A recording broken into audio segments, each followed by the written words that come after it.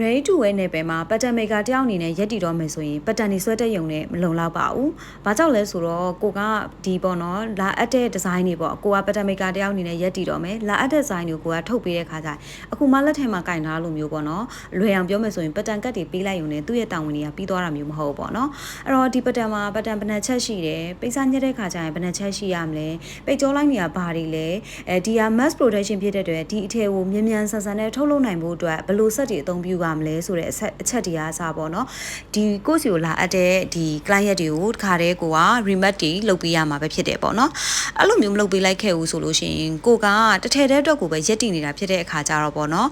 ကိုတက်တော့အရင်ချုပ် point တွေမှာအရင်ခက်ခဲမဖြစ်ပေမဲ့တကယ်စက်တန်းရောက်လို့ရှိရင်ကိုအပေါ်ကနေပြီးတော့ချုပ်လိုက်တဲ့ point တွေအဲ့လိုမျိုးလေးဖြစ်လိုက်ခဲ့မယ်ဆိုရင်ချုပ်တတ်မှာမလို့အပ်ပဲနဲ့အထည်တွေသွားပြီးကြန့်ကြာတာတွေ reject တွေထိတာတွေများခဲ့မယ်ဆိုလို့ရှိရင်ဆက်တန်းအတွက်လည်းအဆင်မပြေလို့ဒီစက်ရုံပိုင်ရှင်အတွက်နဲ့လည်းအဆင်မပြေဘူးပေါ့နော်အဲ့ချိန်မှာဘယ်သူတွေနဲ့ပို့ပြီးစကားပြောရလဲဆိုတော့ဒီအထည်လာအပ်တဲ့ client တွေနဲ့ပို့ပြီးတော့စကားပြောရတာလေးဖြစ်တတ်တယ်ပေါ့နော်ဒါကြောင့်မလို့ကိုက pattern maker တယောက်အနေနဲ့ရက်တည်မယ်ဆိုရင်ဒီ garment process တွေကိုတေချာလေးသိဖို့လိုအပ်တယ်ပေါ့နော်ကိုယ့်ရဲ့ဒီရဲ့သွားတဲ့ဒီအထည်တစ်ခုရဲ့ဖြစ်ပုံ